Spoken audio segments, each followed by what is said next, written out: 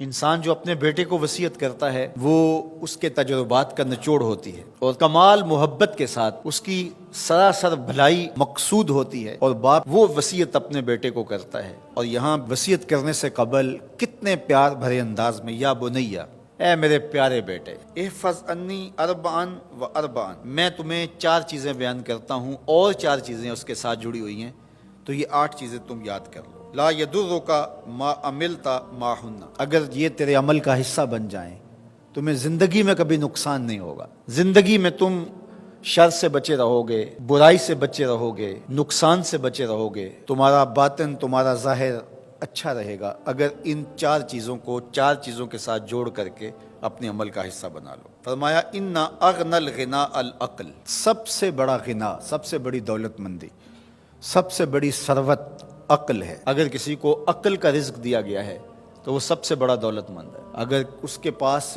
مال و متاع بہت سارے ہیں لیکن بے وقوف ہے تو وہ دولت مندی نہیں ہے۔ وَأَكْبَرُ الْفَقْرِ الْحُمْقُ، اور سب سے بڑا فقر اور سب سے بڑی محتاجی جہالت ہے۔ سب سے بڑی دولت مندی عقل ہے، اور سب سے بڑی غربت، سب سے بڑی غریبی اور سب سے بڑا فقر اور محتاجی بے وقوفی ہے۔ وَأَوْحَشَ الْوَحْشَةُ الْعُجْبُ، اور سب سے بڑی وحشت تنہائی عجب ہے، خود پسندی ہے، اپنے آپ کو دیکھنا کہ میں بہت کچھ ہوں۔ جو شخص اپنے آپ کو دیکھتا رہتا ہے اور وقت اپنے آپ کو ہی لوگوں کے سامنے پیش کرتا رہتا ہے بنا سنوار کے، وہ تنہا ہو جاتا ہے۔ لوگ اس کی ان خوبیوں کا بھی انکار کر دیتے ہیں جو خوبیاں واقعتاً اس کے اندر موجود ہوتی ہیں۔ اگر پاؤ ہے تو اپنے آپ کو سیر نہ بتاؤ، لوگ پاؤ کا بھی انکار کر دیں گے۔ تو جو جس حالت میں ہو وہی حالت لوگوں کے سامنے ہونی چاہیے، بلکہ اس سے اگر کم ہو۔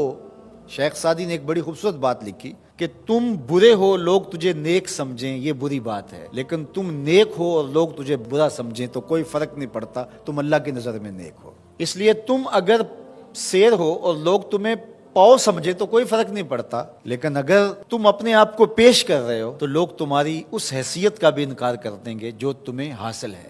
وَأَكْرَمُ الْحَسَبِ حُسْنُ الْخُلُقِ، سب سے اچھا جو حسب و نسب ہے وہ کیا ہے؟ میں فلاں ہوتا ہوں، میں فلاں ہوتا ہوں، میں فلاں کا بیٹا ہوں، فلاں قبیلے سے میرا تعلق ہے، میرا باپ بڑا امیر کبیر تھا۔ اپنا حسب نامہ اس طرح لوگ پیش کرتے ہیں، مجھے جانتے ہو کہ میں فلاں ابن فلاں ہوں۔ سیدنا علی المرتضیٰ فرماتے ہیں بہترین جو حسب ہے جو آپ پیش کرتے ہیں وہ کیا ہے؟ حسن الخلق، تمہارے اخلاق کیسے ہیں، تمہارا خلق گواہی دے گا کہ تم اچھے خاندان کے چشم و چراغ۔ مشکانست کے خود ببوئت نہ کہ عطار بگوئت۔ فارسی کا ایک مقولہ ہے کہ خوشبو وہ ہوتی ہے جو خود بتائے کہ میں خوشبو ہوں۔ خوشبو بیچنے والا بتاتا پھرے ذرا سونگ کے دیکھیے یہ بڑی اچھی خوشبو ہے، ذرا سونگیے، کہا یہ بتانے کی ضرورت نہیں۔ حضرت علی المرتضیٰ فرماتے ہیں تمہارے خلق کی خوشبو سے لوگ سمجھ جائیں گے یہ کون ہے، تمہارے اخلاق اتنے اچھے ہوں کہ لوگ پہچان جائیں تم کون ہے۔ تو بہترین حسب و نسب کیا ہے؟ اپنے بیٹے حضرت امام حسن رضی اللہ تعالیٰ عنہ کو بتا رہے ہیں، مجھے بتائیے امام حسن سے بہتر نسب اور حسب کس کا ہو سکتا ہے؟ رسول اللہ کی بیٹی کے بیٹے، امام الاولیاء کے فرزند ہیں، رسول اللہ کے نواسے ہیں، بنو ہاشم کے چشم و چراغ ہیں۔ تو انہیں یہ نہیں کہا کہ تم یہ بتاتے پھرنا، بلکہ کہا کہ تمہارا خلق گواہی دے کہ میں محمد کا نواسا ہوں، تمہارے اخلاق گواہی دیں کہ میں نے فاطمہ کا دودھ پیا ہے، تمہارا کردار گواہی دے، تمہاری شجاعت گواہی دے کہ تم علی کے فرزند ارجمند ہو۔ اللہ اکبر۔ پھر حضرت علی المرتضیٰ رضی اللہ تعالیٰ عنہ ان چیزوں کو بیان کرنے کے بعد فرماتے ہیں یا بنیا، اے میرے بیٹے، ایاک والمصادقہ الاحمق، بے وقوف شخص کی دوستی سے ہمیشہ بچنا۔ فإنہ یرید ان ینفعک فیضرک، وہ دل سے چاہے کہ تمہیں نفع پہنچائے لیکن اپنی جہالت کی وجہ سے، اپنی بے وقوفی کی وجہ سے تمہیں نفع نہیں پہنچا سکے گا، تمہیں نقصان پہنچا دے گا۔ کہا جاتا ہے کہ بے وقوف دوست سے دانا دشمن اچھا ہے، تو وہ اسی قول کا مفہوم ہے۔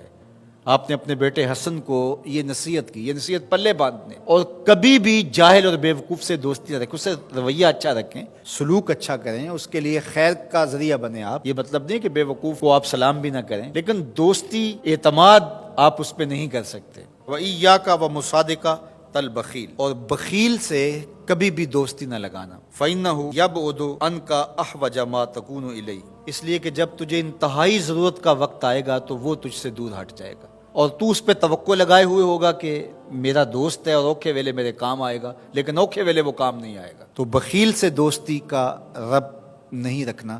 وَإِيَّاكَ وَمُصَادَقَةَ الْفَاجِرِ، بدکار شخص سے کبھی دوستی نہ رکھ، برے شخص سے کبھی دوستی کا رشتہ نہ جوڑنا۔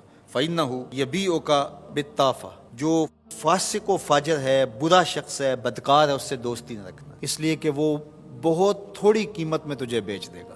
اور آخری بات، وَإِيَّاكَ وَمُصَادَقَةَ الْكَذَّابِ، جھوٹے آدمیوں سے کبھی دوست نہیں رکھنا۔ فَإِنَّهُ كَالسَّرَابِ يُقَرِّبُ عَلَيْكَ الْبَعِيدَ وَيُبْعِدُ عَلَيْكَ الْقَرِيبَ، وہ بعید کو تجھے قریب دکھائے گا، قریب کو تجھے بعید دکھائے گا۔ جو چیز قریب ہوتی ہے، جو سراب ہوتا ہے تو دور سے پانی دکھائی دیتا ہے، لیکن جب قریب جا کے دیکھتے ہیں تو سراب ہوتا ہے، پانی نہیں ہوتا۔